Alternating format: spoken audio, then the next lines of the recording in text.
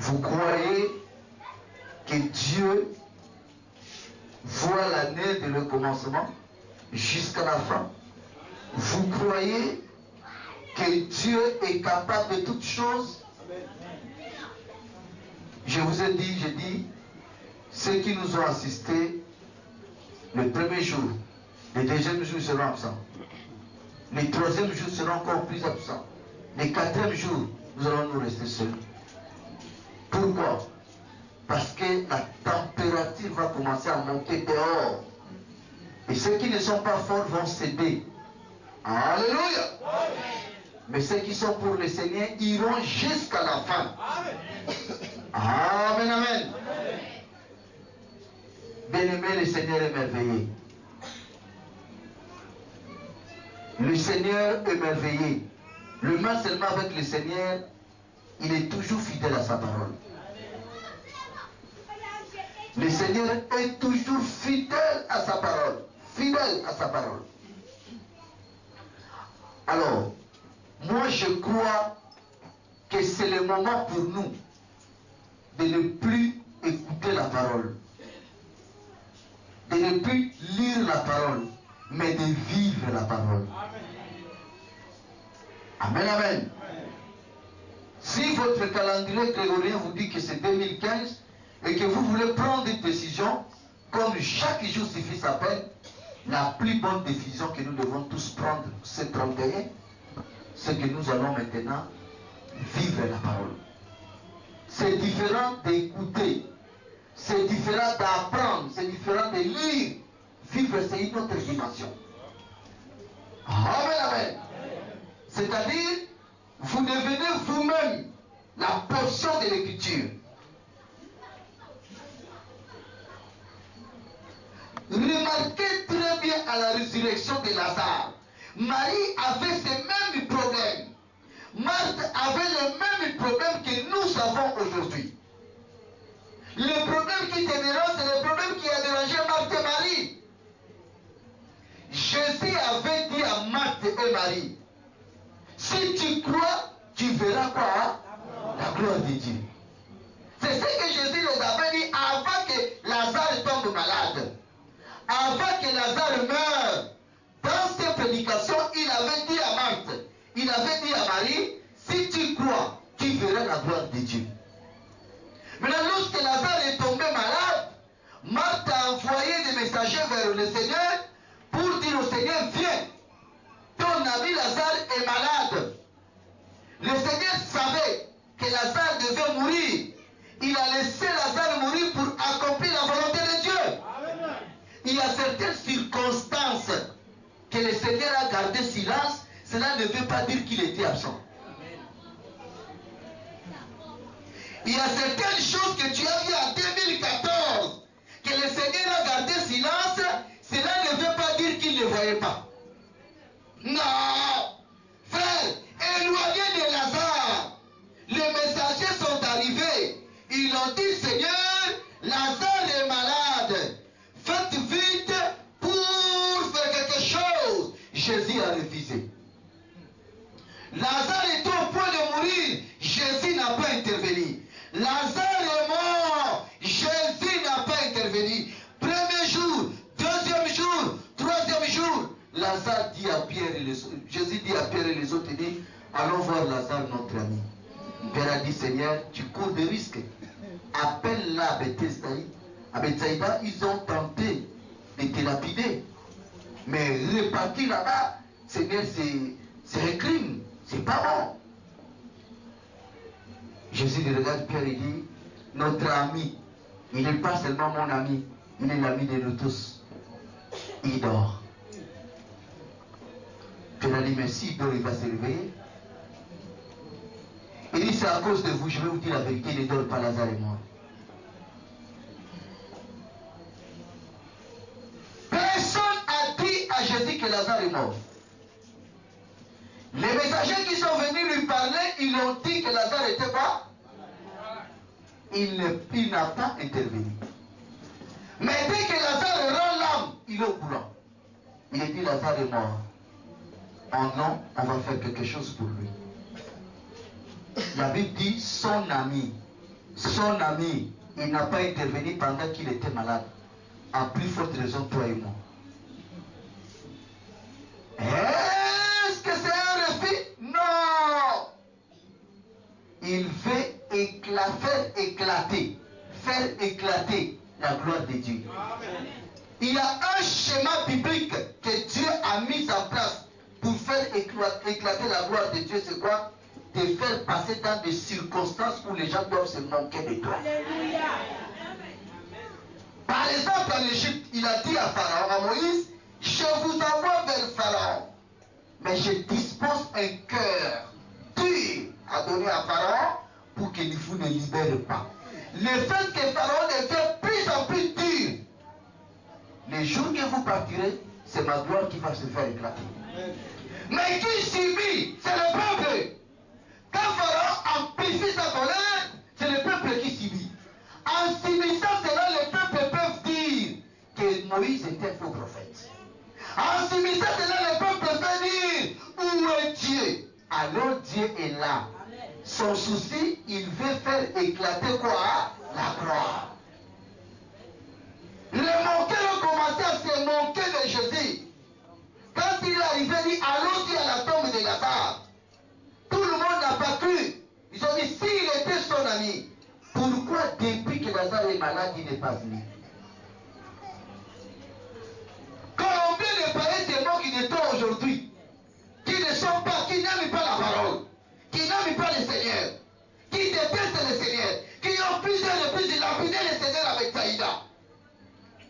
Et quand il voit quelque chose arriver, qu'est-ce qu'il dit? Où est son Seigneur? Où est son Seigneur? S'il a le Seigneur, son Seigneur devait faire quelque chose. C'est comme ça qu'ils l'ont dit à Lazare. Mais quand son Seigneur est venu, son Seigneur avait un plan frère. Il dit à Marie et Marthe, il dit, vous l'avez mis où? Marthe et Marie ont dit, pardon Jésus, son corps commence déjà à se décomposer. C'est-à-dire ta situation est devenue, comme on dit, plus d'espérance. Tu as désespéré. Le corps commence déjà à se composer. C'est-à-dire qu'il n'y a plus d'autres formules à venir. Tout est déjà fini. Mais ce que j'ai aimé, ce que je voulais vous exhorter avant la prédication, c'est quoi? C'est la parole du Seigneur. Il dit à Marie, peut-être tu as oublié, moi, qu'est-ce que je t'avais dit? N'étais-je pas dit? C'est-à-dire, déjà, dans ses prédications, il avait déjà souligné que si tu crois, tu verras quoi? Donc, en un seul moment, il demandait à Marc, c'est quoi? Ce n'est plus le temps de prêter l'oreille à ce que j'avais dit. Maintenant, c'est le temps de vivre. J'ai dit beaucoup de choses. Comme Samuel, il avait prédit cela. Mais la parole a des étapes. Tu ne peux pas entrer dans le Seigneur aujourd'hui tu vois les miracles. Ça n'existe pas. Si vous le voyez, il n'y a que Satan qui peut le faire. Je ne sais pas si vous comprenez. Dieu n'a pas la même procédure que Satan. Satan, tellement vite. Mais Dieu, quand il donne à quelqu'un, il juge bien si la personne est capable de gérer cela. Et il lui donne avec mesure pour éviter que cette personne s'éloigne. L'homme le plus sage a dit ça. Dieu, si tu me donnes trop, il a dit moi-même, je vais m'éloigner. Si ça manque aussi, je vais aussi parler mal. Pourquoi? C'est pourquoi la Bible dit Dieu ne peut pas permettre qu'un homme soit tenté au-delà de ses forces. C'est-à-dire quoi? Dieu ne peut pas permettre que tu manques jusqu'au niveau de parler mal contre lui. Il ne peut pas aussi permettre que tu puisses avoir beaucoup pour dévier. Si tu es un enfant élu de Dieu qui a le nom inscrit dans le livre. Il attend le moment opportun. Amen, amen. C'est pourquoi je voulais que cette année, nous faisons l'effort, nous-mêmes, avec ce que nous avons. Qu'est-ce que nous avons? Nous avons déjà la foi. Nous avons déjà la parole. Tous les années, nous avons avalé la foi. Nous avons avalé la parole. Maintenant, rentrons dans les champs de vivre cela. Rentrons maintenant dans les champs de vivre ce que nous avons avalé. N'étais-je pas dit? La parole a dit. Maintenant, il faut le voir. La parole avait dit, si tu crois, tu verras quoi? Quand on a posé la question, on a dit, mais qu'est-ce que tu veux? Il n'a pas de choses à demander. Il a dit, je n'ai pas besoin de voir. Qu'est-ce qu'il veut voir? C'est qu'il a entendu. Il a entendu ce que Jésus était, ce que Jésus faisait. C'est bien, mais il n'a jamais vu cela. Il y a des gens qui sont dans la salle, à part les souffles de vie, ils n'ont rien expérimenté de Dieu. Alléluia. À part les souffles de vie, ils n'ont rien expérimenté de Dieu. Moi, je crois, c'est le moment. Que Dieu vous bénisse. Hein? Et je l'avalai, hein? Il fut dans ma bouche doux comme du miel. Alléluia. Acclamons très fort pour la parole du Seigneur. Là, vous avez acclamé pour moi. Je demandais que vous acclamez pour la parole du Seigneur. La parole du Seigneur. Amen, amen.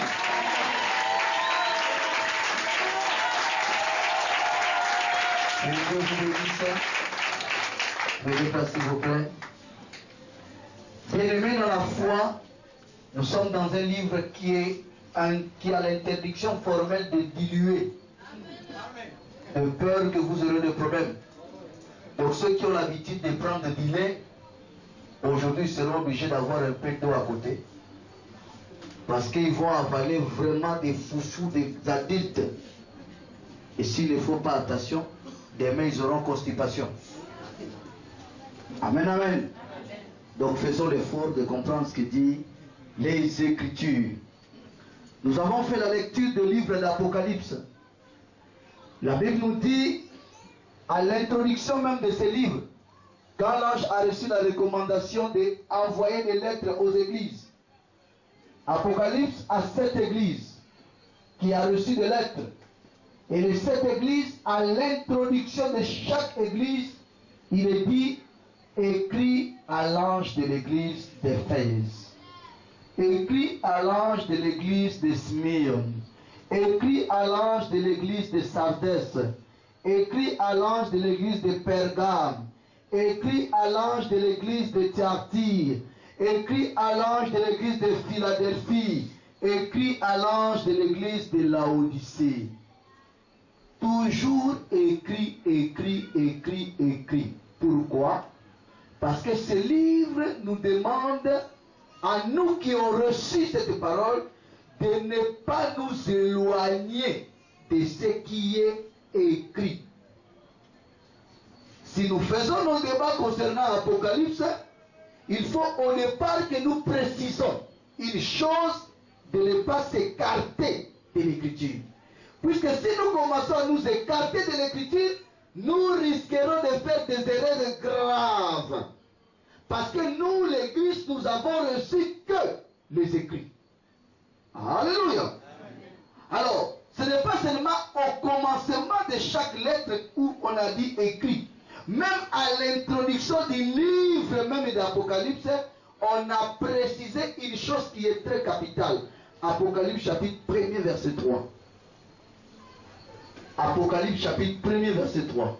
Apocalypse chapitre 1er verset 3. Hein? Heureux celui qui lit et ceux qui entendent les paroles de la prophétie. Heureux celui qui lit et ceux qui attendent les paroles de la prophétie. Et qui gardent les choses qui y sont écrites. Qui gardent les choses qui sont écrites. Car le temps est proche. Car le temps est proche.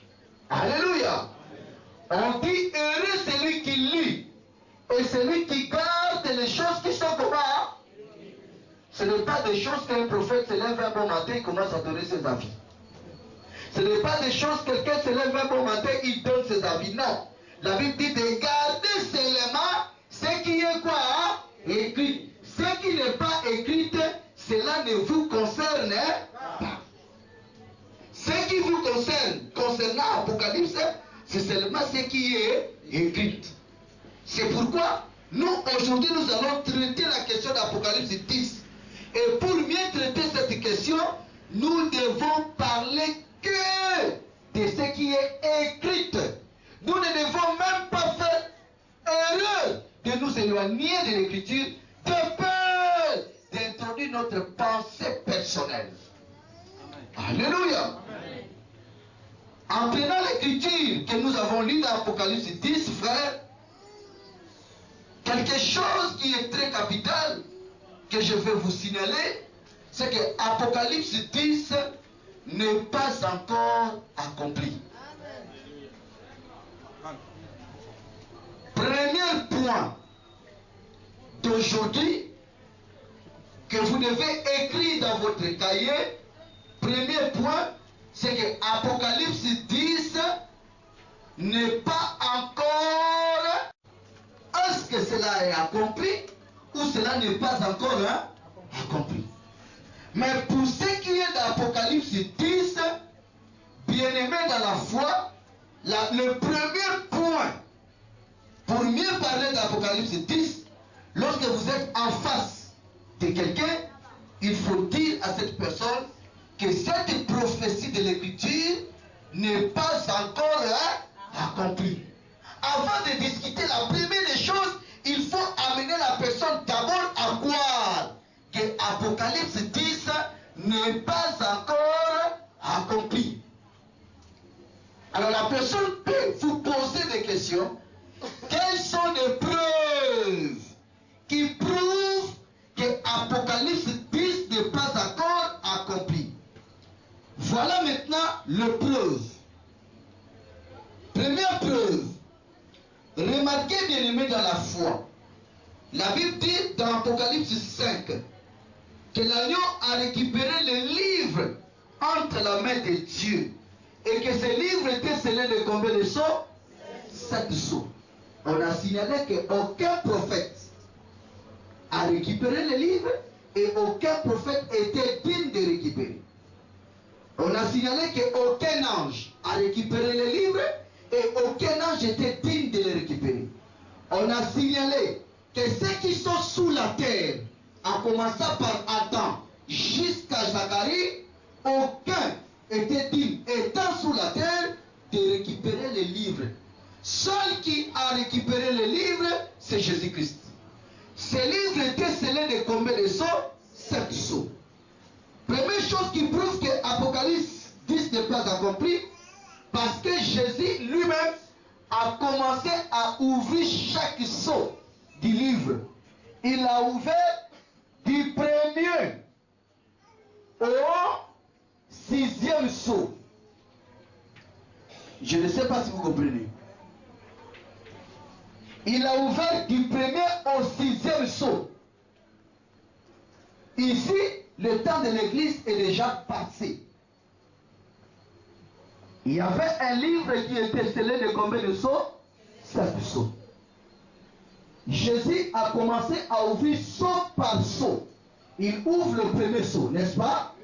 Il ouvre le deuxième sceau, n'est-ce pas? Il ouvre le troisième sceau, n'est-ce pas? Il ouvre le quatrième sceau, n'est-ce pas? Il ouvre le cinquième sceau, n'est-ce pas? Arrivé au 7e sceau, à l'ouverture du 7e sceau, qu'est-ce qui s'est passé? Apocalypse chapitre 8, verset 1er. Apocalypse chapitre 8, verset 1er. Hein? Quand il ouvrit le 7e sceau, Quand il ouvrit le 7e sceau, il y eut dans le ciel un silence d'environ une demi-heure. il y eut dans le ciel un silence d'environ 30 minutes. Et je vis les 7 anges Hein? qui se tiennent devant Dieu, Hein? et 7 trompettes leur furent données. Hein? Et un autre ange vint, Hein? et il se tint sur l'autel. Hein? Ayant un encensoir d'or, Hein? on lui donna beaucoup de parfums, Hein? afin qu'il les offrit Hein? avec les prières de tous les saints Hein? sur l'autel d'or Hein? qui est devant le trône. Hein? La fumée des parfums monta Hein? avec les prières des saints Hein? de la main de l'ange devant Dieu. Hein? Et l'ange prit l'encensoir, Hein? le remplit de feu de l'autel Hein? et le jeta sur la terre. Ouverture du premier trompette.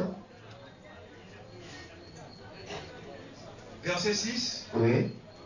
Et les 7 anges qui avaient les 7 trompettes Hein? se préparèrent à en sonner. Hein? Le premier sonna de la trompette. Merci. Vous gardez ce passage. Je vais vous demander.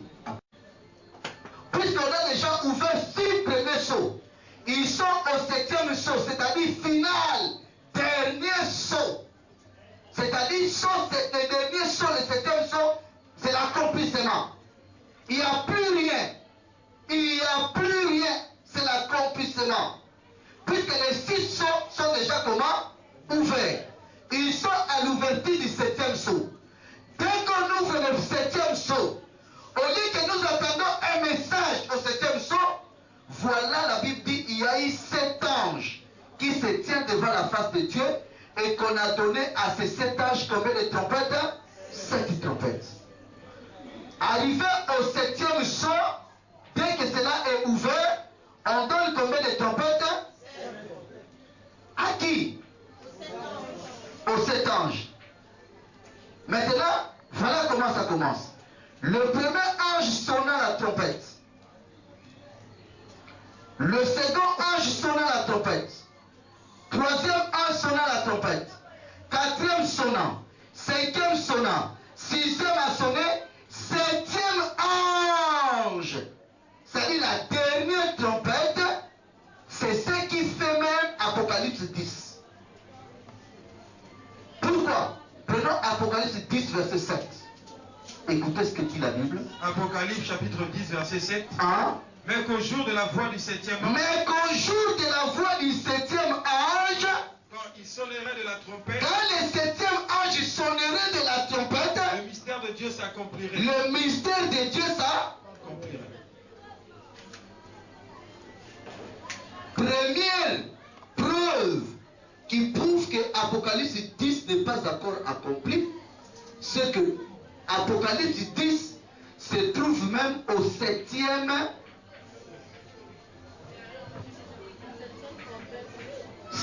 trompette, puisqu'il y a 7 sceaux. 6 sont déjà comment? Ouverts. On arrive au 4e sceau, on ouvre le 7e sceau. Il y a combien de trompettes? Première trompette sonne. Jusqu'au 7e, la Bible dit qu'au jour de la voix du 7e ange, lorsqu'il sonnera la trompette, c'est là où le mystère de Dieu va faire quoi?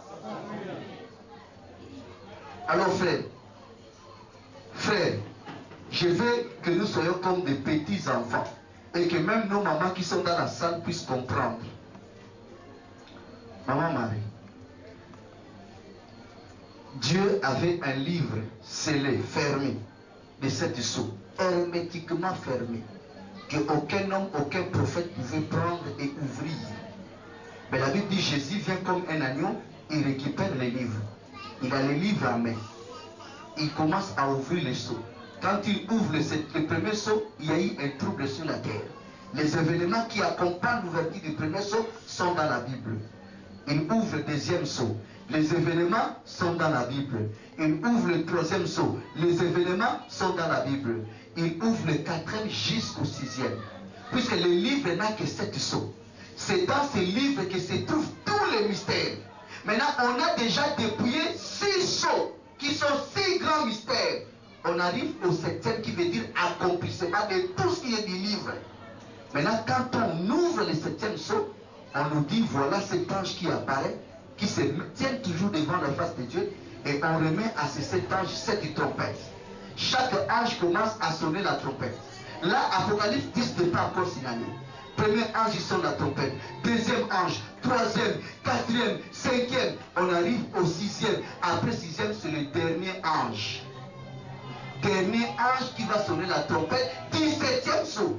Dès qu'il sonne la trompette, la Bible dit c'est là où les mystères de Dieu vont faire quoi? S'accomplir. Maintenant, s'il sonne la trompette et que les mystères de Dieu s'accomplissent, qui va pécher? Comment Apocalypse 10 peut être un nom?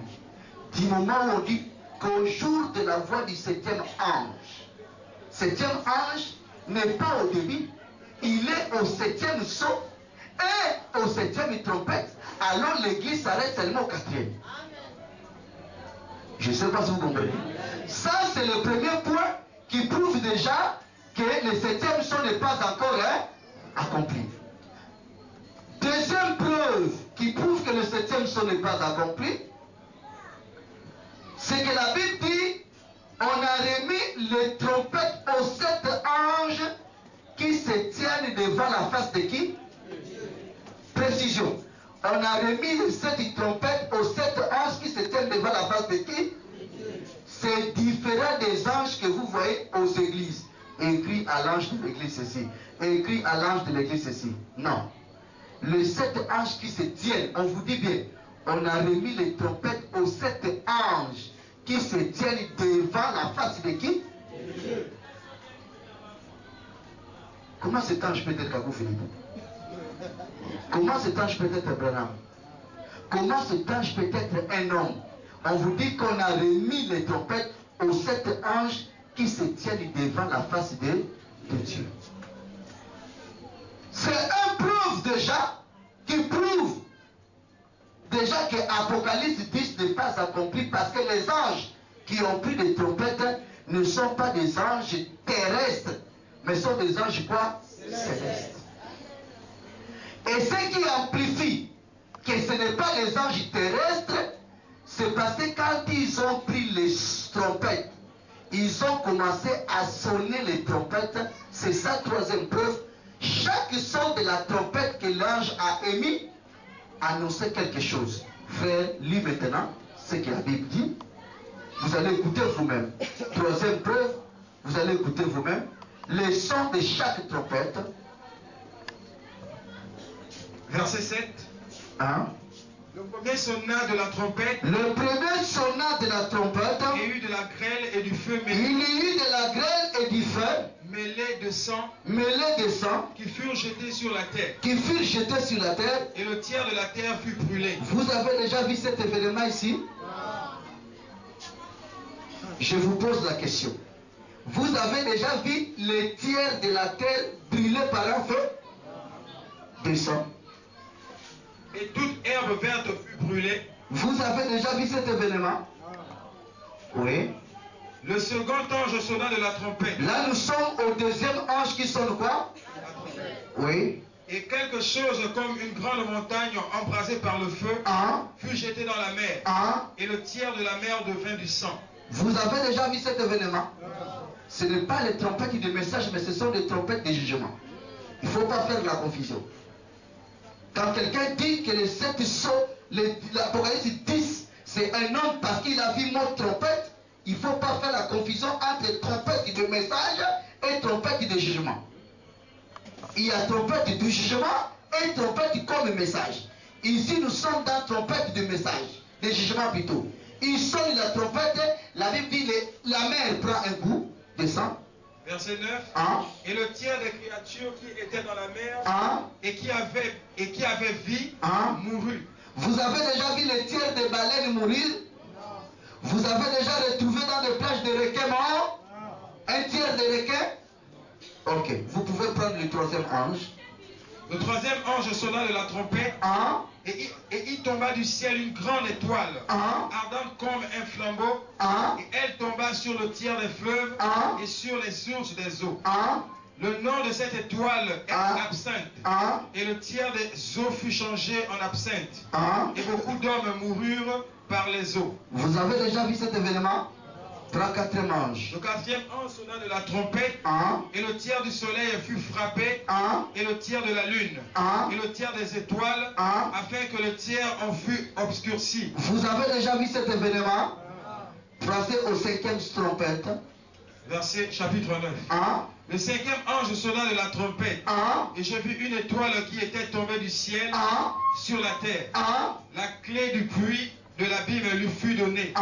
Et elle ouvrit le puits de l'abîme et il monta du puits en une fumée comme la fumée d'une grande fournaise et le soleil et l'air furent obscurcis par la fumée du puits. Vous avez déjà vu cet événement? Prends sixième. Il faut me dire oui ou non. Si vous l'avez vu, il faut me signaler. Ok, prends sixième. Apocalypse chapitre 9 verset 13.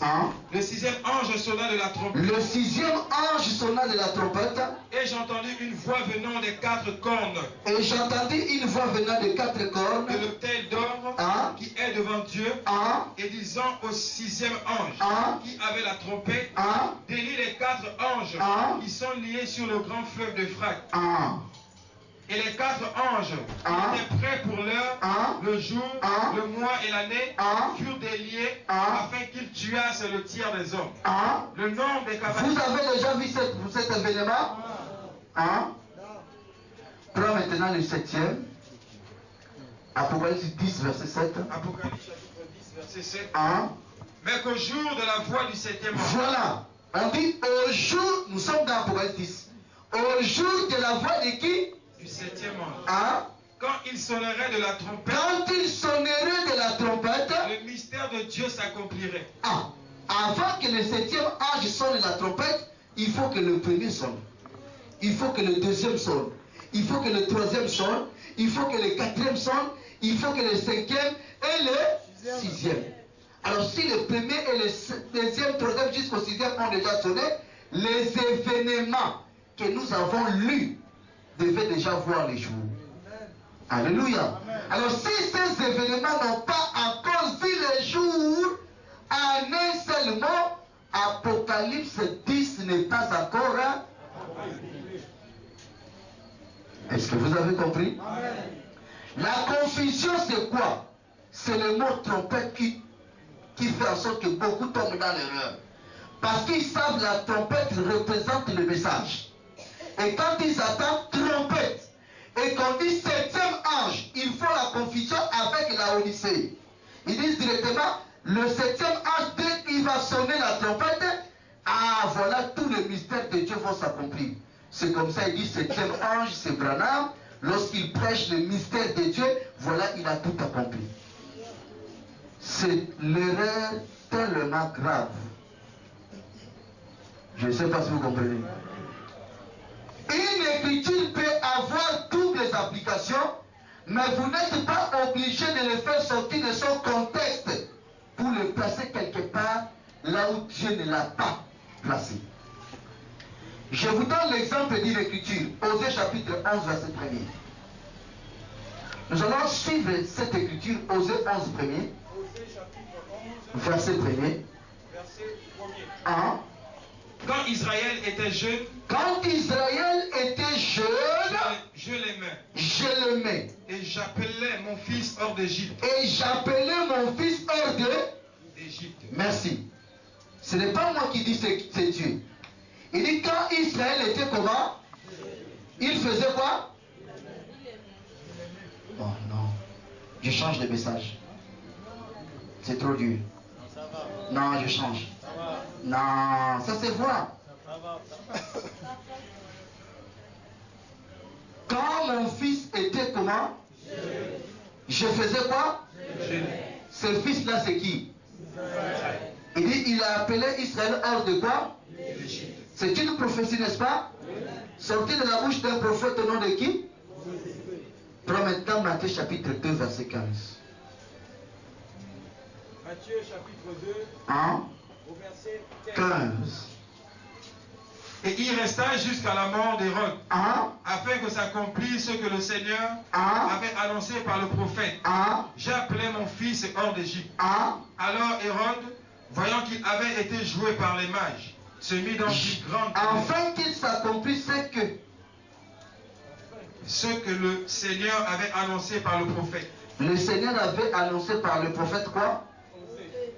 Qu'est-ce que le Seigneur a annoncé par le prophète? Lis-moi ce qui est écrit. J'ai appelé mon fils hors d'Égypte. Alors, quand le Seigneur l'avait annoncé au prophète, il a dit à Israël, il ne l'a pas dit à Jésus. Nous avons lu Osée. Dieu a dit, Israël, mon fils, je l'ai aimé lorsqu'il était jeune. Et je l'ai appelé hors de quoi? Quelqu'un d'autre, quand il prend ça, il dit, cette écriture est adressée à qui? À Israël. Non. Quand on lit Osée, nous avons lu d'abord Osée.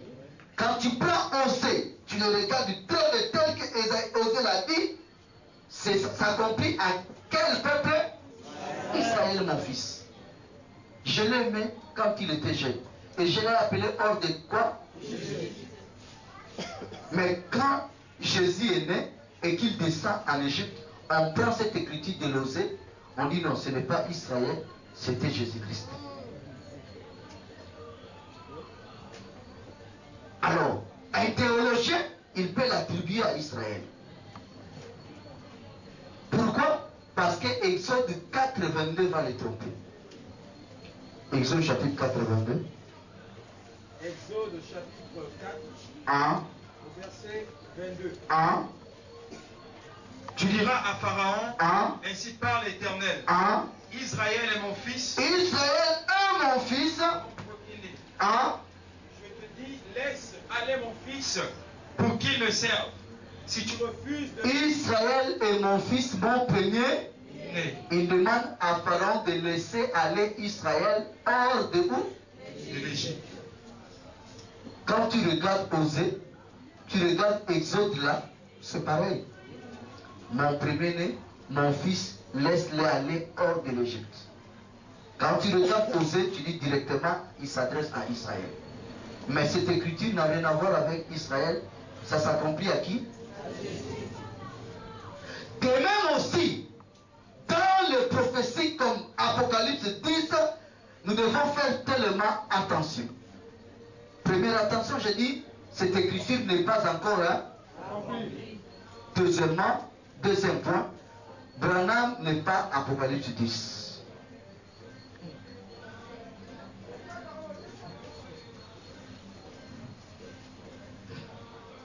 Rapidement. Deuxième point, Branham n'est pas Apocalypse 10, verset 7. On peut vous poser la question. Pourquoi vous dites que Branham n'est pas Apocalypse 10, verset 7? Ce n'est pas vous qui répondez, c'est la Bible. La Bible dit, dans Apocalypse 10, quand l'ange puissant est descendu, la Bible dit, il a rugi. Comme quoi? Il a rugi. Comme quoi? Un lion. Alors nous savons, dans tout l'Ancien Testament, seule personne qui rugit comme le lion, c'est l'Éternel. C'est l'Éternel qui peut rugir comme un lion. Dans le Nouveau Testament, l'Éternel devient Seigneur. Est-ce que vous comprenez? Alors quand on dit cet ange qui est descendu, l'ange puissant, qui a rugi comme un lion, ne peut pas être un prophète de notre temps, un homme, c'est directement lui-même le Seigneur. Puisque Jérémie 25, 30 dit quoi? Jérémie chapitre 25, au verset 30. Au verset 30. Et toi, tu leur prophétiseras toutes ces choses. Et tu leur diras, l'Éternel rugira d'en haut. De sa demeure sainte, il fera retentir sa voix. Il rugira contre le lieu de sa résidence. Il poussera des cris comme ceux qui foulent au pressoir contre tous les habitants de la terre. Le bruit parvient jusqu'à l'esprit. Reprends l'écriture seulement, le passage seul que je donnais. Verset 30. Et toi, tu leur prophétiseras toutes ces choses. Et tu leur diras, l'Éternel rugira d'en haut. L'Éternel rugira d'en haut. Prends Osée chapitre 11, verset 10.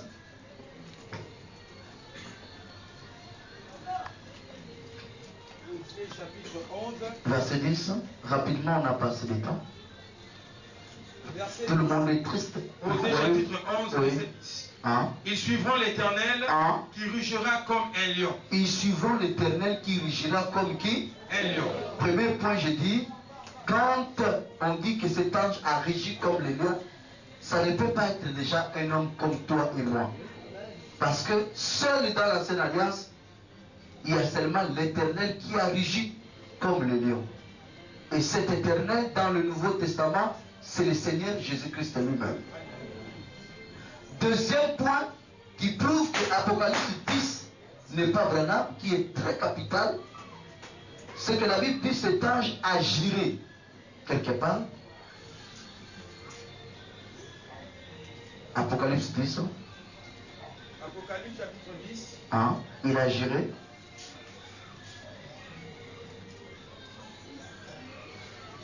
Verset 6. Oui.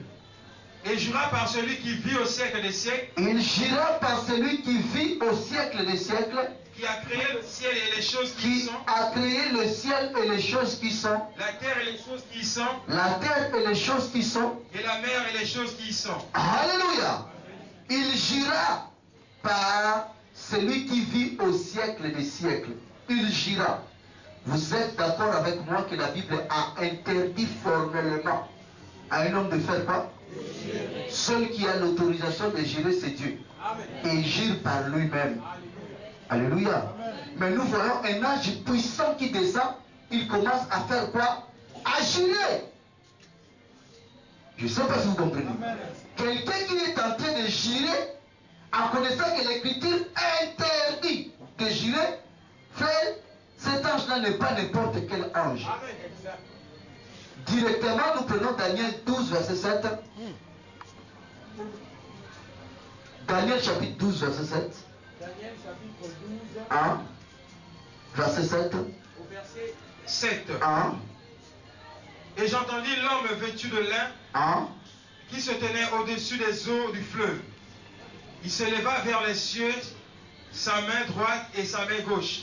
Et il jura par celui qui vit éternellement que ce sera dans un temps, des temps, et la moitié d'un temps. Voilà dans Daniel 12, verset 7, on dit un ange de l'Alliance qui pose ses pieds sur la terre et lève sa main droite. Et il a fait quoi? Il a juré. Il a juré. Et dans Apocalypse 10, on dit encore un ange puissant qui est descendu. Lui aussi, il a fait quoi? Il a juré. Qu'est-ce que cela veut dire? Cet ange d'Apocalypse 10 qui descend, qui met un pied à la mer, l'autre pied sur la terre, n'est rien d'autre le Seigneur lui-même qui doit descendre pour faire valoir ses droits de propriétaire de la terre et de la mer.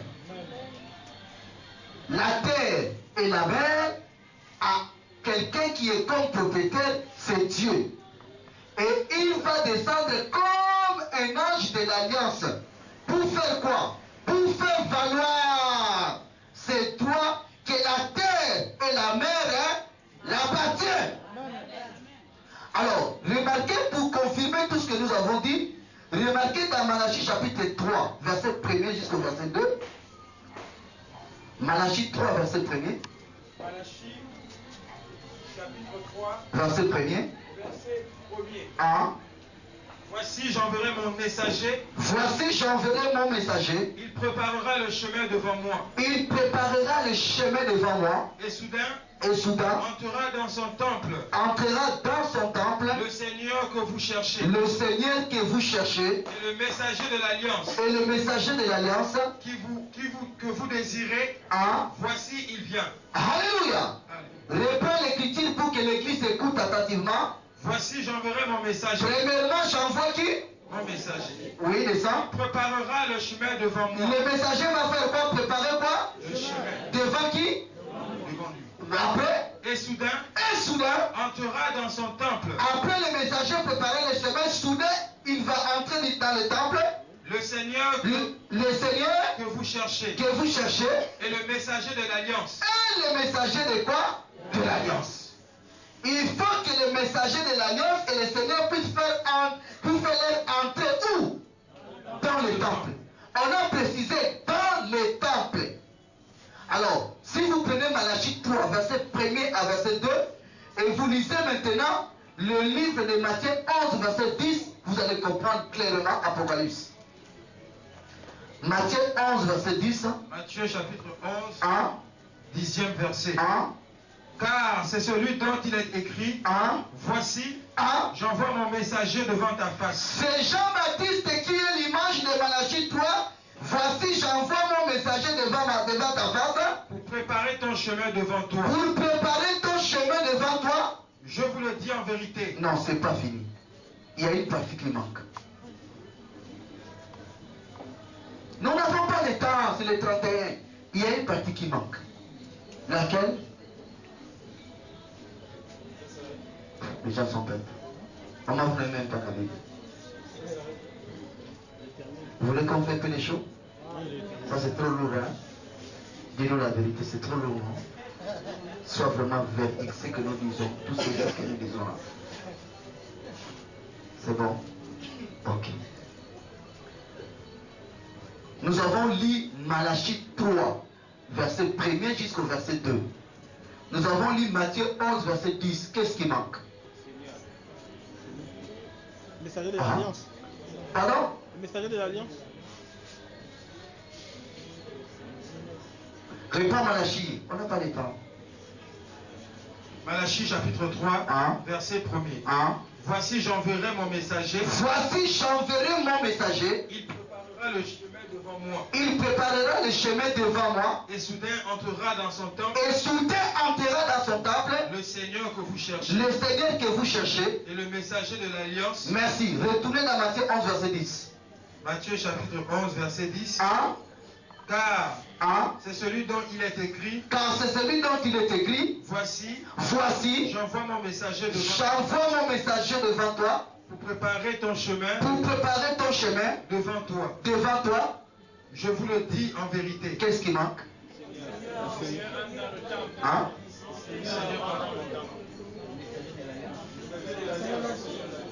Oh mon Dieu, ça c'est vraiment grave. Qui dit messager de l'alliance? Nous avons lu fidèlement l'écriture. Je dis ce qui manque. Je demande ce qui manque. Je n'ai pas demandé une partie de ce qui manque. Je dis ce qui manque. Oh. Je n'ai pas parlé de l'esprit, je parle de l'écriture. Vous avez lu ici, vous avez lu là-bas. Qu'est-ce qui manque? Et soudain entrera dans son temple. C'est pas ce qui manque. Première partie, on a dit, voici je vous envoie le messager. Mon messager pour préparer le chemin. On vous dit, un soudain entrera dans le temple. Le Seigneur que vous cherchez, le messager de l'alliance. Maintenant, Matthieu, il n'y a pas un soudain entrera dans son temple. Le Seigneur que vous cherchez, le messager de l'alliance. Il n'y a pas ça dans Matthieu. C'est la question que je demande. Ce n'est pas ça. C'est ça. Oh. C'est la partie qui commence par un soudain entrera où? Vous avez vu ça dans Matthieu? Non. La première partie s'accomplit par qui? Jean-Baptiste. On dit voilà ce que Malachie a dit, c'est lui Jean-Baptiste. Mais il manque une chose, le messager de l'alliance qui doit faire son entrée soudainement dans le temple. Alors quand Jésus est venu, il n'a pas fait son entrée dans le temple comme messager de l'alliance. Je ne sais pas si vous comprenez. Quand est-ce qu'il va faire son entrée? C'est-à-dire quand le moment va venir que Israël reçoit Jésus comme Seigneur et Sauveur, ils doivent commencer à rebâtir le temple. Il viendra comme un messager de l'alliance pour accomplir quelque chose de très capital. Je ne sais pas si vous comprenez. Je ne sais pas si vous comprenez. Nous allons arriver là-bas à la fin. Nous allons déjà évoluer. Apocalypse 10, verset 7. Apocalypse chapitre 10. À partir du verset 7. Mais qu'au jour de la voix du septième ange, quand il sonnerait de la trompette, le mystère de Dieu.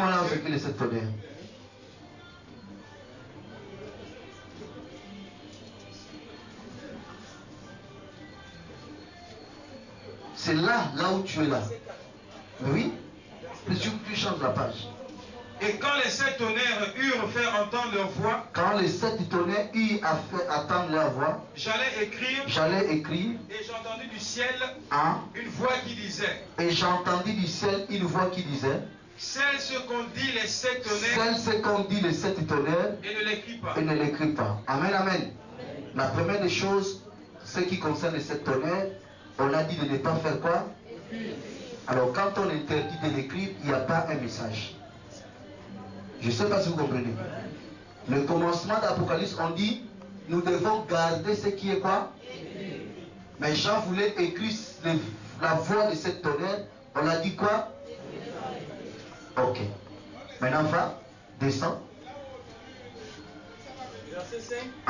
Et l'ange que je voyais debout sur la mer et sur la terre leva sa main droite vers le ciel et jura par celui qui vit au siècle des siècles, qui a créé le ciel et les choses qui y sont, la terre et les choses qui y sont, et la mer et les choses qui y sont, et qu'il n'y aurait plus de temps, mais qu'au jour de la voix du septième ange, quand il sonnerait de la trompette, le mystère de Dieu s'accomplirait. Voilà. Notre deuxième point, c'est que Branham n'est pas Apocalypse 10. Il faut mener la question, Apocalypse 10 c'est quoi? Apocalypse 10, c'est que Israël n'avait pas reçu Jésus comme Seigneur et Sauveur. quand Jésus est venu, il a passé 3 ans et demi sur la terre. Israël n'a pas cru en lui, n'est-ce pas? Le fait qu'ils n'ont pas cru en lui, la Bible dit que c'était Dieu lui-même qui les avait fait quoi? Pour que le salut vienne vers qui? Mais la Bible dit qu'un temps Dieu a prévu, Israël va recevoir Jésus comme Seigneur et maintenant la Bible nous montre maintenant Jésus-Christ lui-même étant le messager de l'alliance. Lorsque le moment va arriver que Israël reçoit celui qu'ils avaient rejeté, c'est ce moment-là, la Bible commence à expliquer plus dans Apocalypse chapitre 10. Il descend comme messager de l'alliance. Il gire pour faire valoir son droit. Et la Bible dit dans Malachie, soudain entrera dans le temple. Quand on voit temple, directement on voit Israël, pas nous. Soudain entrera dans le temple le messager de l'alliance. Israël n'a pas reçu ce messager de l'alliance. Ils vont lui recevoir. Pour une preuve qui prouve que ce n'est pas Branham, la Bible dit le mystère de Dieu. Qu'au jour de la voix du 7e ange, lorsque ce 7e ange sonnera la trompette, les mystères de Dieu vont faire quoi? Le mystère est au singulier et non au pluriel. Moi, je prêche le mystère au pluriel. Moi. Je prêche le mystère au pluriel. Je peux mettre comme ça, je ne sais pas si c'est S à la fin. Je prêche le mystère de la femme. Je prêche le mystère de la rédemption. Je prêche le mystère du royaume des cieux. Je prêche le mystère des baptêmes au pluriel. Les prophètes aussi ont prêché le mystère des baptêmes, tous ces mystères au pluriel. Mais quand le mystère perd le pluriel, reste que singulier, c'est-à-dire c'est seulement un. Alors quand le mystère est un, c'est Jésus-Christ. Puisque Colossiens chapitre 2, verset 2 à 3 dit quoi? Colossiens chapitre 2, hein? verset 2 à 3. Hein? Afin qu'il ait le cœur rempli de consolation. Afin qu'il ait le cœur rempli de consolation. Qu'il soit uni dans la charité. Qu'il soit uni dans la charité. Et enrichi d'une pleine intelligence. Hein? Pour connaître le mystère de Dieu. Pour connaître le mystère de Dieu. Savoir Christ. À savoir qui? Christ. Nous l'avons déjà vu ici. Christ était quoi? Mystère. Christ était quoi? Mystère. Ah! Maintenant regardez. Christ qui est mystère, puisque Christ veut dire Messie. Messie veut dire sauveur. Quand Jésus est venu, Israël ne l'a pas connu comme Christ. Ils ont refusé de connaître que Jésus est qui? Est le Christ. Mais nous, les nations, nous avons connu Jésus comme qui? Christ. Maintenant, Dieu dans son plan, ce n'est pas prévu seulement pour nous. C'est prévu aussi pour qui? Israël. C'est maintenant quand Israël va reconnaître Jésus comme le Christ, en ce moment, le mystère, puisque le mystère de Dieu au singulier c'est Christ, c'est accompli une partie, ce n'est pas accompli une autre partie. L'autre partie qui reste concerne que Israël. Nous le connaissons depuis. C'est pourquoi Paul, dans Acte 17, qu'est-ce qu'il dit? Commence au verset 1er. Écoutez Paul dans Acte 17. Comment il explique ça clairement? Acte chapitre 17. Verset 1er. À partir du verset 1er. Paul et Silas passèrent par Amphipolis et Apollonie et ils arrivèrent à Thessalonique. Paul, ils arrivèrent à Thessalonique avec Silas, oui. Où les Juifs avaient une synagogue. Paul y entra selon sa coutume. Pendant 3 sabbats, il discuta avec eux d'après les Écritures, expliquant et établissant que le Christ devrait souffrir et ressusciter des morts. Et Jésus, que je vous annonce, disait-il, c'est lui qui est le Christ. Quelques-uns d'entre eux furent persuadés et se joignirent à Paul. Paul dit à ces gens, Jésus que je vous annonce, c'est lui qui est qui? Le Christ. C'est 2 personnes qui vont répondre. Pierre à Thessalonique avec Silas, ils ont parlé aux Juifs. Reprends l'écriture à partir du verset 3. Verset 3. Expliquant et établissant que le Christ... Commence au verset 2. Verset 2. Paul y entra. Paul y entra. Selon sa coutume. Selon sa coutume. Pendant 3 sabbats. Pendant 3 sabbats, 3 semaines. Il discuta avec eux. Il discuta avec eux, les Juifs. D'après les Écritures. D'après les Écritures. Expliquant. Expliquant. Établissant. Et établissant. Que le Christ. Que le Christ Et Jésus que je vous annonce, disait-il, c'est lui qui est le Christ. Merci. Paul entre dans le synagogue, il commence à prêcher, il parle Moïse, il parle Jérémie, il parle Esaïe, il parle tous les prophètes pour montrer aux Juifs, le Christ est déjà venu. Et ce Christ-là, c'est qui? Il faut lire la suite, ils ne l'ont pas cru en lui. Ils l'ont rejeté. Amen, amen. Alléluia. Donc, les Juifs n'avaient pas encore connu le mystère.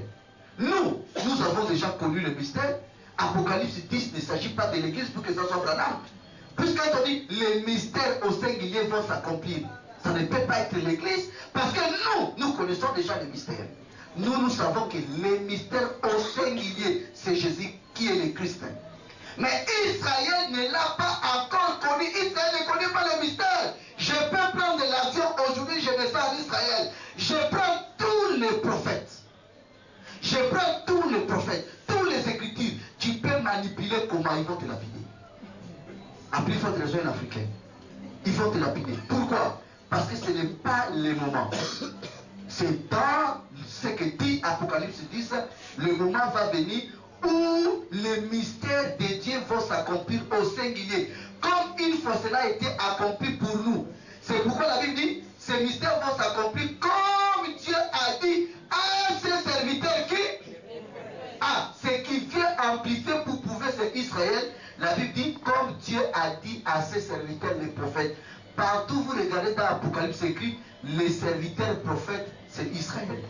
Nous, Dieu nous a jamais appelés les serviteurs. Notre fondement n'est pas basé sur les serviteurs, les prophètes. Si vous remarquez quelque part c'est écrit serviteur, sachez-le, c'est Israël.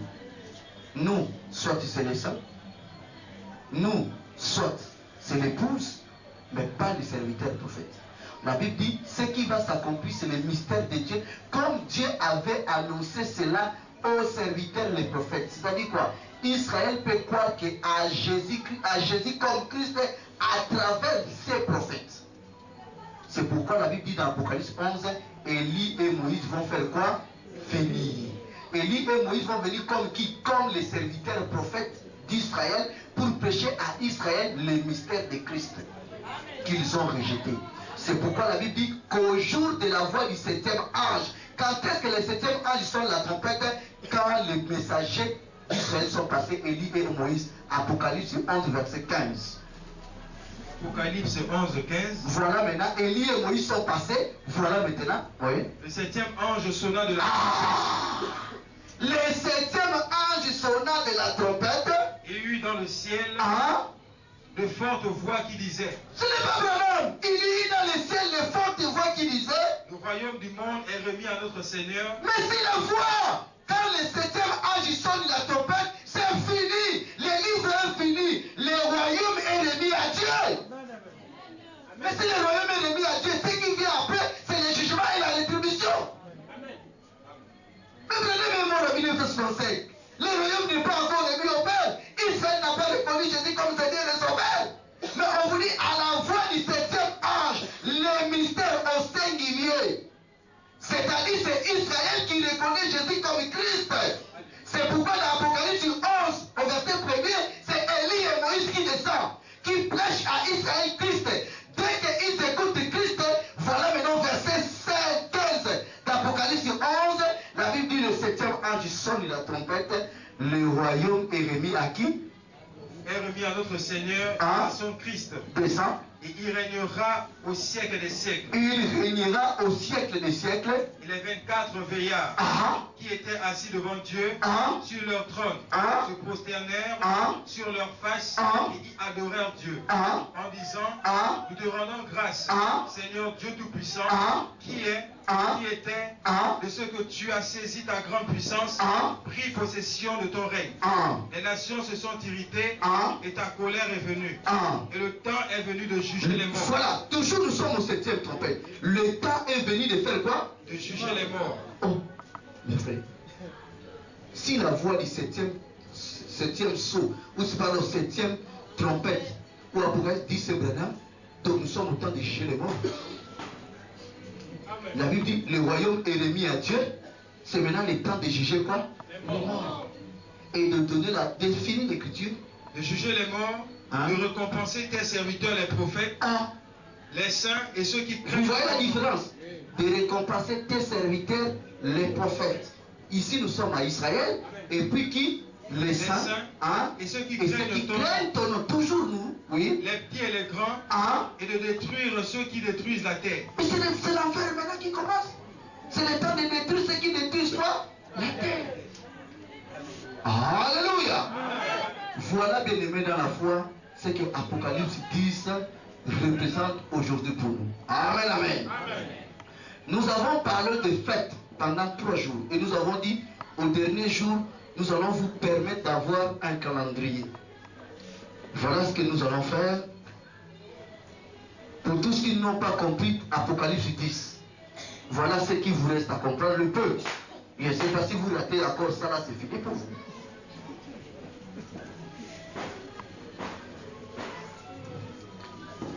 Le premier point, c'est l'éternité.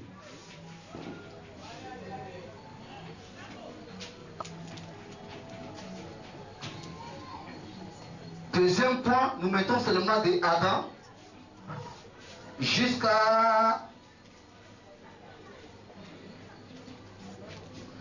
Frère, il va m'aider, pardon, à cause du temps. De Adam jusqu'à la déportation en Babylone.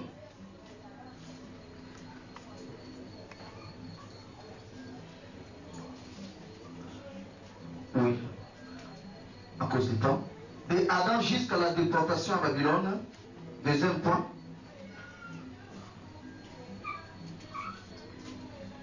L'histoire Babylone, il n'y a pas de problème. Troisième point, 69 semaines, divisé en 2 parties. Vous mettez 7 semaines et 69. Oui, non, toujours troisième point. Mettez 1, 2, 3. 1, éternité. 1, 2, 3 maintenant. 69 semaines. Je vais expliquer après. Divisé en 2 parties. Vous les mettez un petit signe pour le séparer en 2 parties. Très, très, oui. Ok. Première partie, vous mettez 7 semaines.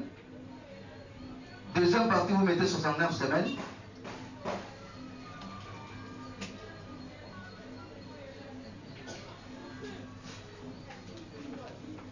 Quatrième point, temps de la grâce qui débute et vous mettez plusieurs parties ou 4 parties à cause du temps. Vous mettez la croix, première partie. La résurrection et puis l'enlèvement. Vous mettez les 3 parties. Hein? Temps de la grâce. Cinquième point. Vous mettez dernière semaine, vous les divisez en 2 parties. Dernière semaine,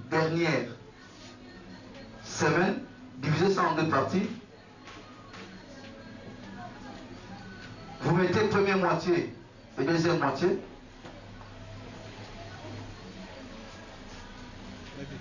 Sixième point, mettez millénium.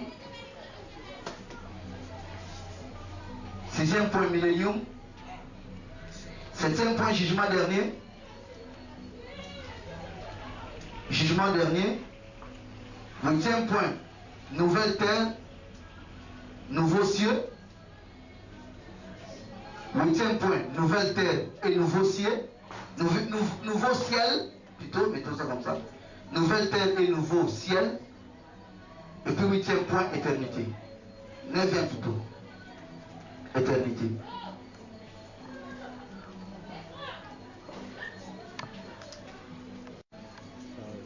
Éternité.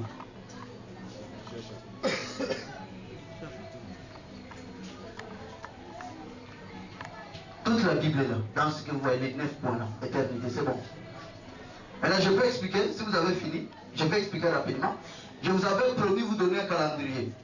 C'est pourquoi j'ai commencé par Apocalypse 10, et puis j'ai fini maintenant vous donner un calendrier, parce que vous avez trop utilisé le calendrier grégorien.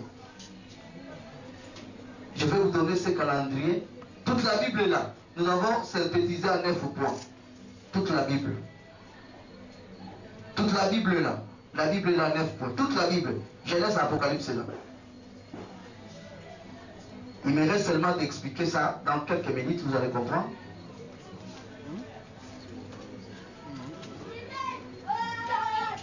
Je peux expliquer?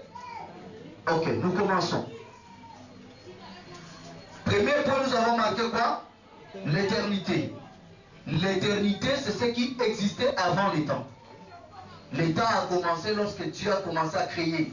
Au premier jour, Dieu créa le ciel et la terre, n'est-ce pas? Au deuxième jour, Dieu créa le ciel. Troisième jour, Dieu créa la terre. Quatrième jour, Dieu créa le luminaire, la lune, le soleil et les étoiles. Cinquième jour, Dieu créa les animaux. Sixième jour, Dieu créa l'homme. Et septième jour, Dieu s'est reposé. Avant la création, ce qui existait, on appelle ça éternité. Éternité, c'est ce qui existait avant le temps. Amen.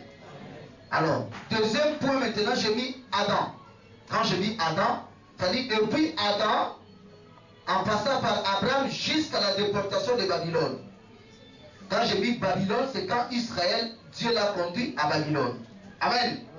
Maintenant, à partir d'ici, troisième point, c'est maintenant des prophéties qui commencent.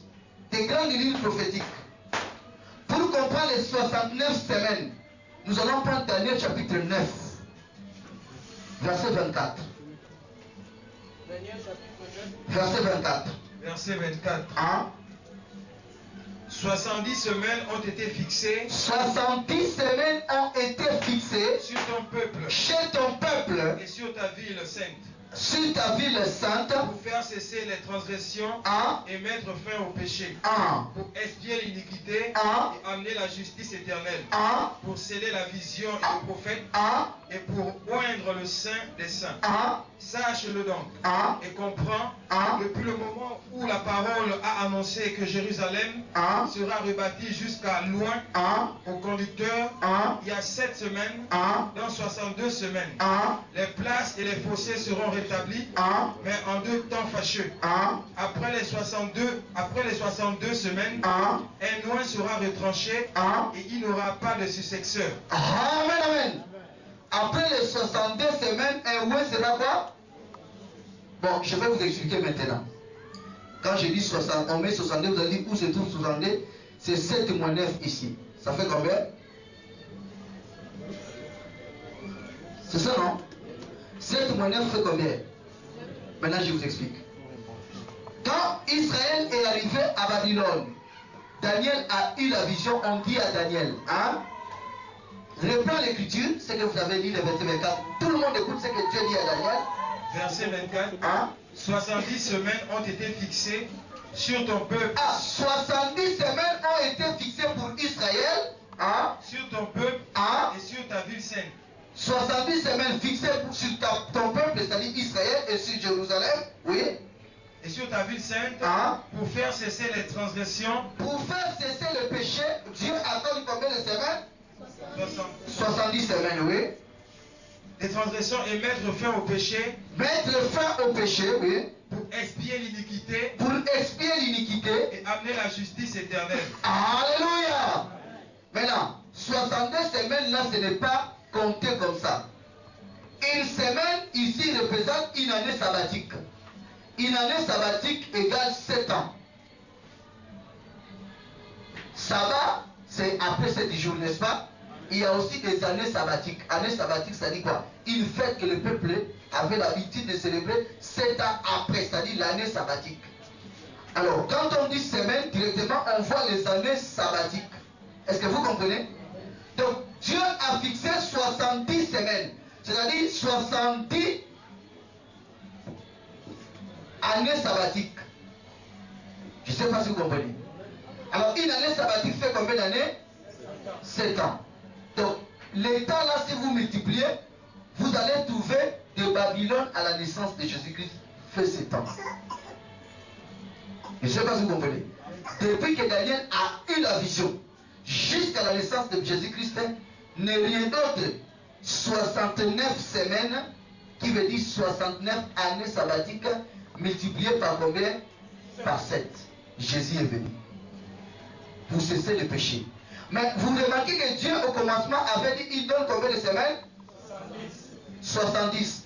Alors si les 69 semaines accomplissent la naissance de Jésus-Christ, il reste combien de semaines?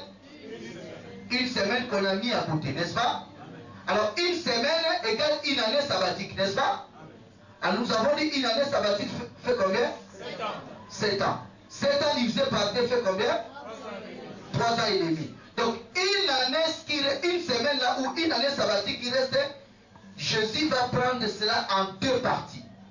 Première partie, il va venir d'abord sauver l'humanité. Il a passé combien de temps de ministère? 3 ans et demi. Je ne sais pas si vous comprenez. Il a utilisé la moitié de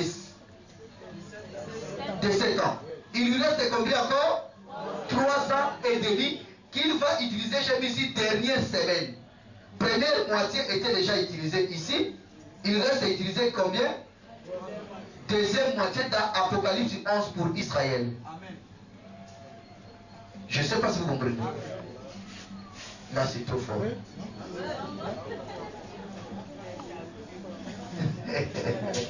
Vous êtes quand même d'accord là que c'est trop fort, non? Là, vous êtes quand même d'accord, non? Ok. Il faut la vérité. Je le prends. De Adam. Vous connaissez Adam? Le mari de Ève. Vous le connaissez? Ok. De Adam jusqu'à Babylone, quand Israël est parti comme des esclaves en déportation de Babylone. C'est ce que nous avons mis le point B, n'est-ce pas? Quand ils sont arrivés à Babylone, la Bible dit qu'ils sont partis à Babylone à cause de quoi? Du péché. Ils avaient péché, n'est-ce pas? Dieu a envoyé les Babyloniens les détruire, n'est-ce pas? Pour les amener en captivité, n'est-ce pas? Arrivé à Babylone, un de leurs prophètes commence à pleurer Dieu. C'est Daniel, n'est-ce pas? Dieu, pourquoi tu nous as fait ça? Dieu. Dieu lui dit, bon Daniel, je t'accorde combien de semaines? 70. Pour mettre fin au péché de ton peuple et au péché de la ville sainte Jérusalem. Alors 70 semaines que vous voyez là représentent rien d'autre que 70 années sabbatiques. Quand on dit année sabbatique, c'est quoi? Vous connaissez le sabbat, c'est le 7e jour, n'est-ce pas? C'est le jour de repos. Dieu avait établi aussi, nous avons fait ici dans les fêtes des semaines. Nous avons calculé ici dans les fêtes des semaines. Nous avons dit il faut compter combien de semaines? Il faut compter combien de semaines? 7 semaines. N'est-ce pas? Pour faire 49, n'est-ce pas? 7 semaines égale combien de sabbats? 7 sabbats. Donc quand on voit les semaines, on voit directement les sabbats. Alors les sabbats ici, on ne parlait pas de sabbat comme semaine de sabbat, mais comme année de sabbat. Il y a aussi année de sabbat. Semaine de sabbat, c'est après combien de jours? 7 jours. Année de sabbat, c'est après combien d'années? 7 années. Donc 70 semaines égale 70 années sabbatiques. Là quand même ça va. Alors une année sabbatique fait combien d'années? 7 ans. Donc au total, 70 là, on va faire 70 multiplié par combien? Par 7. Puisque 70 ici, ce n'est pas 70 années. C'est 70 années sabbatiques. Une année sabbatique fait combien? 7 ans. Maintenant, quand on prend 70, on multiplie fois 7. On obtient des nombres 4, 5, quelques. Amen. Maintenant, depuis Babylone, Jésus est né seulement quand on prend 69. On multiplie par 7 les années qui donnent là, depuis la vision de Daniel, jusqu'à la naissance de Jésus qui fait ces années. En un seul mot, il manque combien? Une semaine. Une semaine fait une année sabbatique. Et une année sabbatique fait combien d'années? 7 ans. Amen, amen. Jusqu'à ce niveau, ça va? Amen. Oh, c'est toujours fort. Ça va, non? Donc, quand Daniel a eu la vision, Dieu lui a dit 69 semaines, un homme va naître, lui, il va expier le péché, n'est-ce pas? 70 semaines, n'est-ce pas? Mais nous avons vu que cet homme est venu après combien de semaines? 69 semaines. Il reste combien de semaines? Une semaine. Alors, une semaine ici fait 7 ans. Est-ce que vous comprenez? Prophétiquement, ça fait combien d'années? 7 ans. Quand Jésus est venu maintenant, c'est le début du temps de la grâce. Quand il est venu, bon, on ne va pas arriver là-bas. On s'arrête seulement là. D'abord, Jésus est venu, n'est-ce pas? Quatrième point, c'est le temps de quoi? De la grâce. Dans le temps de la grâce, j'ai commencé d'abord à mettre la croix. Vous connaissez la croix, non? La mort de Jésus. Après la mort vient quoi? La résurrection. J'avais mis 3 points, non? Il a un point qu'il a raté. L'enlèvement.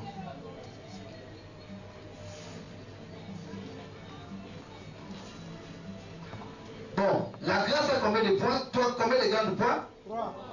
La croix. Jésus est mort, c'est le début de la grâce, n'est-ce pas? La résurrection de Jésus est toujours dans la grâce, n'est-ce pas? Et la fin de la grâce, c'est quoi? Dès que l'église sera enlevée, c'est la fin de quoi? Des temps de la grâce. Amen.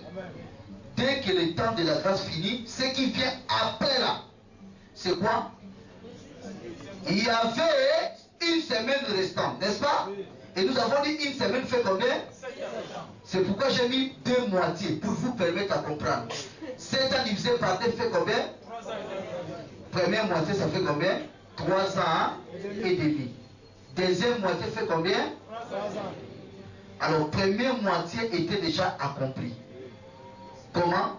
Quand Jésus est venu, il a fait combien d'années? 3 ans. Des ministères, combien d'années? 3 ans. Il a commencé à 30 ans, il est mort à 33 ans et demi. Est-ce que vous comprenez? Il lui reste encore combien? 3 ans. Puisqu'il a une semaine de reste. Les 3 ans et demi qui restent, c'est lorsqu'il va venir vers Israël. Apocalypse 11, vous allez lire ça maintenant pour que vous compreniez. Apocalypse chapitre 11. Verset 1er au verset 5. Verset 1er. On me donna un roseau semblable à une verge en disant lève-toi et mesure le temple de Dieu, l'autel et ceux qui adorent. Mais le parvis extérieur du temple, laisse-le en dehors et ne le mesure pas, car il a été donné aux nations, et elles fouleront au pied la ville sainte pendant 42 mois. Je donnerai à mes 2 témoins oui, pouvoir de prophétiser, revêtus de sac, pendant 1260. Merci. 60 jours. Pendant combien de temps? 1260 jours. 1260 jours, regardez. 1260 jours. Alors, vous-même, 1260 jours fait combien d'années? 3 ans. Puisque mettons une année juif à 360 jours. Les juifs, nous c'est 365. Et c'est 300 combien? 60 jours. Donc 1260 divisé par 360, vous allez obtenir 3 ans et demi.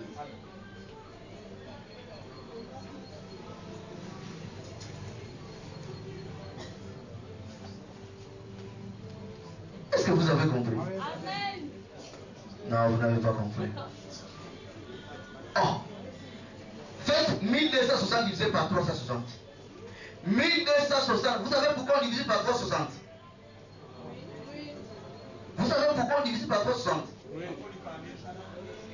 On vous dit, non, c'est pas calendrier. On vous dit 3260 jours. On veut savoir ça fait combien d'années. On n'a pas dit 1260 années, on dit 1260 jours. Ça fait combien d'années?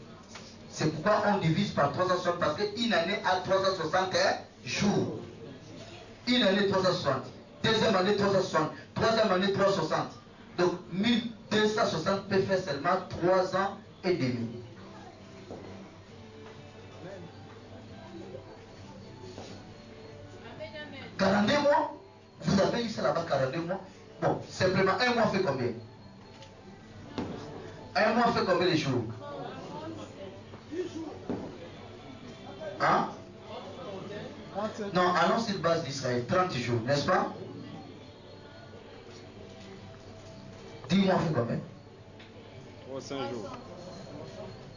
Une année a combien de mois? 12 mois. 12 mois, n'est-ce pas? 2 ans combien de mois? 3 ans combien de mois? 36. Demi-année a combien de mois?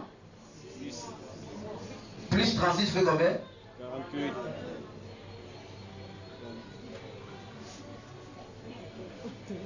Vous êtes toujours plein. Vous n'avez pas vu là-bas que c'est pendant 42 mois? Amen. Oh. Non, là vraiment vous me donnez la honte. Ça c'est mathématiques des enfants. Oh. On dit qu'ils vont prophétiser pendant combien de mois? 42 mois. Combien de jours? 1260 jours. Maintenant, comme 1260 jours, ça vous complique, je retourne qu'au mois. C'est pourquoi je vous dis une année à combien de mois? 12 mois. 2 ans maintenant fait combien de mois? 24 mois. N'est-ce pas? Et 3 ans fait combien? 36 mois. Maintenant, demi-année fait combien de mois? 6 mois maintenant plus 36. 42. Donc 3 ans et demi fait combien de mois? Alors 42 mois fait 1270 jours. C'est bon, non? Amen, amen. Donc après que Jésus vient se révéler en Israël, nous avons maintenant 6e point, millénium. Vous connaissez millénium? Jésus va régner pendant 1000 ans. Isaïe, nous allons prendre pour que vous compreniez ça. Isaïe, chapitre 11, verset 6. Isaïe, chapitre 11, Verset 6. verset 6. Ah. Le loup habitera avec l'agneau. Le loup habitera avec l'agneau. C'est possible? Donc là, Satan n'est plus là. Mais c'est millénium, je ne sais pas si vous comprenez. On vous dit, le loup va habiter avec quoi?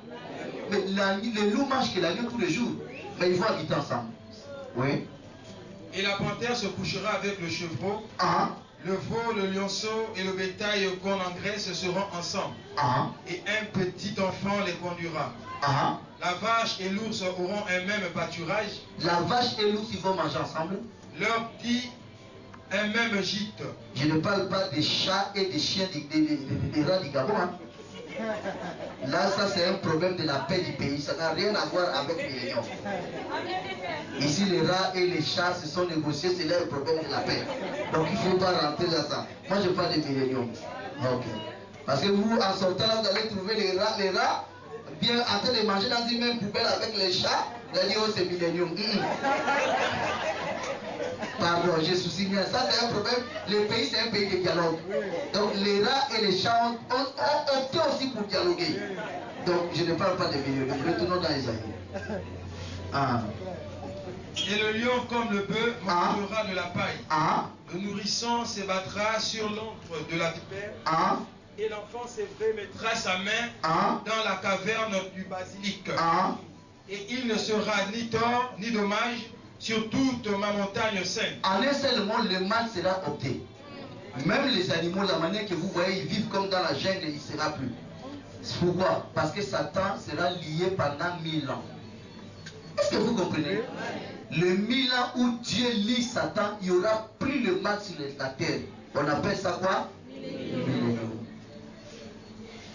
Après 1000 ans, Satan est libéré. Après 1000 ans, Satan sera quoi? Libéré de sa prison. Il va séduire quelque temps. Après viendra quoi?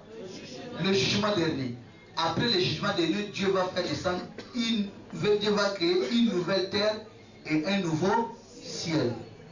Dès que la nouvelle terre est faite, le nouveau ciel est fait, automatiquement, nous retournons comme au commencement dans l'éternité. Il n'y aura plus la mort. Nous allons vivre éternellement avec le Seigneur. Est-ce que vous comprenez? Maintenant, moi, mon problème, c'est que nous sommes, en ce moment, nous sommes situés ici. Au temps de quoi? Hier, nous avons parlé de ça. Il vient proclamer une année de quoi? Nous sommes au temps de la grâce. Le temps de la grâce a commencé quand Christ est crucifié sur la croix. Dès que le sang a été versé, la grâce a commencé. Amen. Le temps de la grâce prendra fin le jour que l'Église sera quoi? C'est pourquoi je voulais vous dire seulement, notre fin de l'année n'est pas le 31 décembre. Le 31 décembre est la fin de l'année dans le calendrier grégorien. Mais dans le calendrier de Dieu, la fin de l'année, la grâce elle-même a une année. La Bible dit proclamer une année de quoi? De grâce. Qui a commencé après la crucifixion et qui prendra fin après l'enlèvement. Dès qu'il y aura résurrection générale des morts pour être enlevés, la grâce est finie. C'est pourquoi à partir d'aujourd'hui, votre calendrier spirituel dépend de ce que je vous présente, frère. Alors, pour comprendre prendre notre position, frère, quand est-ce que l'enlèvement aura lieu? Jésus a dit une chose, il dit l'heure, la date, les jours, personne ne les connaît. Même lui non, seulement qui? Son Père. Mais il a donné quelque chose qui nous permet. Il dit, il viendra comme un voleur chez les païens. Mais chez nous, il ne viendra pas comme un voleur. Pourquoi? Parce que le signe précurseur de sa venue, il nous a donné. L'heure, nous ne connaissons pas. Mais à travers le signe, nous devenons tous des prophètes. Pourquoi? Il vous montre comment vous prophétisez. Quand le ciel est sombre, chacun de vous prend des mesures pour dire il y aura la pluie. Et dans une heure, la pluie tombe. Ce n'est pas Dieu qui a fait en sorte que cette pluie, ce n'est pas Dieu qui l'a dit de prophétiser que dans une heure il y aura la pluie. Ce n'est pas Dieu qui l'a dit d'amarrer ses marchandises parce que bientôt il va pleuvoir. C'est lui-même. Pourquoi? Il a observé les signes. De même aujourd'hui, nous ne connaissons pas quand est-ce que Jésus va venir en matière de jours. Mais nous les connaissons précisément en matière de signes prophétiques. Alléluia. Alors, premier signe prophétique, frère, je vais vous dire, c'est la femme. Pourquoi? Parce que tout a commencé avec la femme. Au commencement, la Bible dit, la femme était nue. Mais il n'avait pas honte de sa nudité parce que Dieu l'avait couvert avec un voile de la sainteté.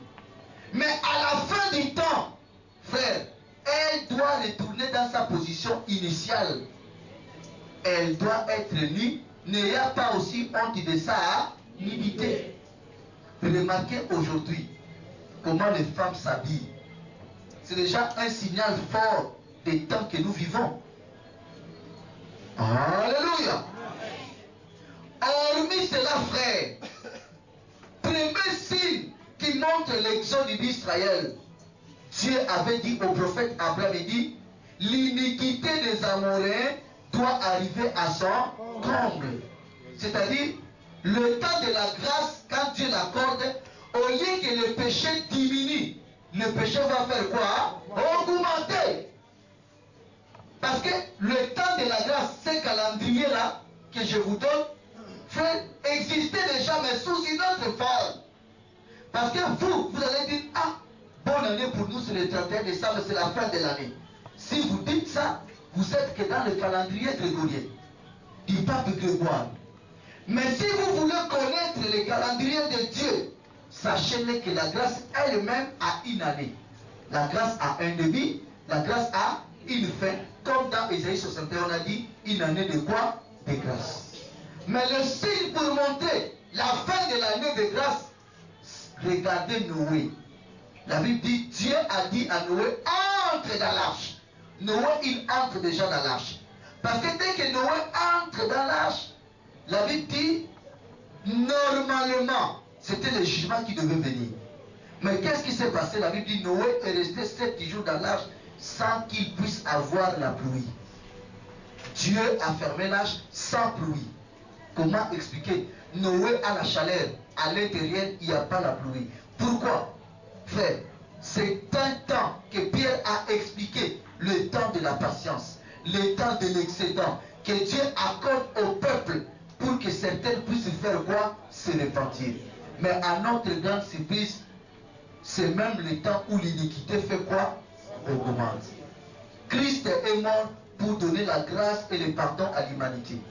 Au lieu que l'humanité, là même depuis la mort de Christ, puisse changer, mais qu'est-ce que nous remarquons?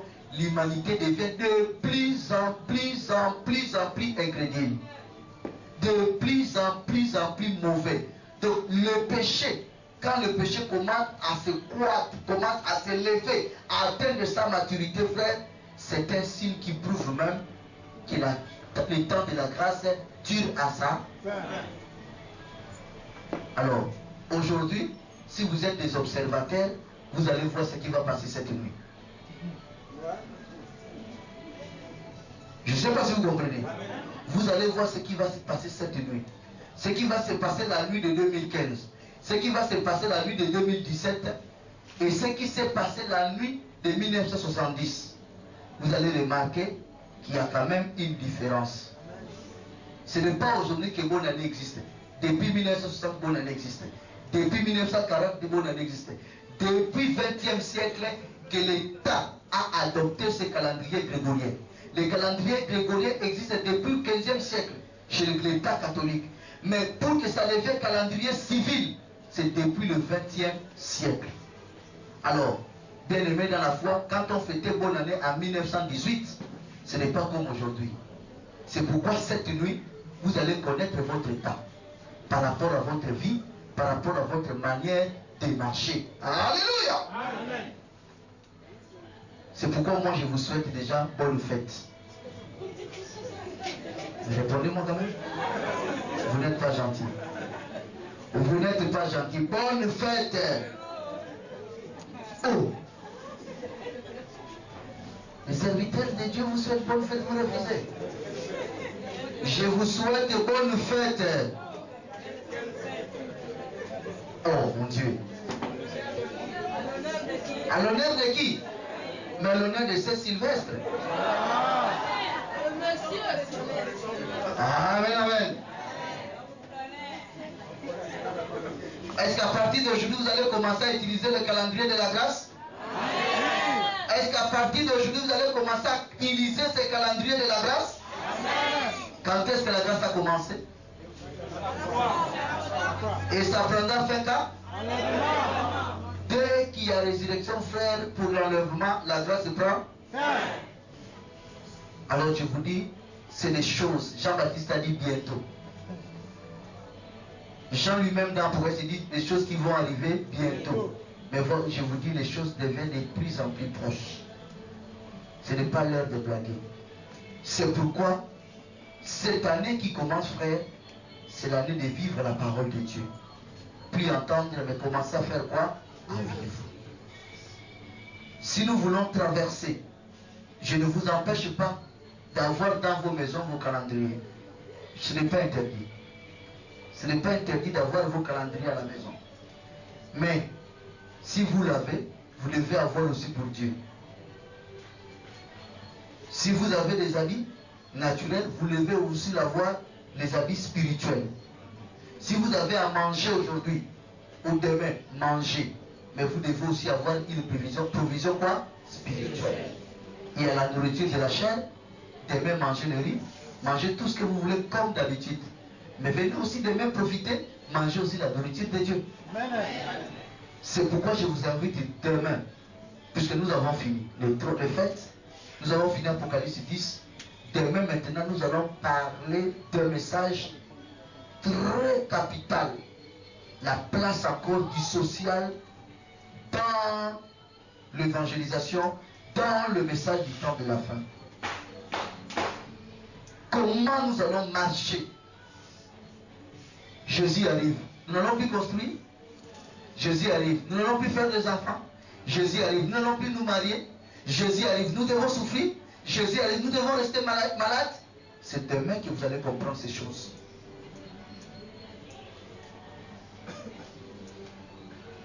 La solution à nos problèmes est entre nos mains. Il suffit seulement de mettre en pratique la foi, frère. Nous avons trop parlé, mais c'est utile. Retenez au moins cette ligne droite, frère. D'éternité en éternité. Nous allons prier.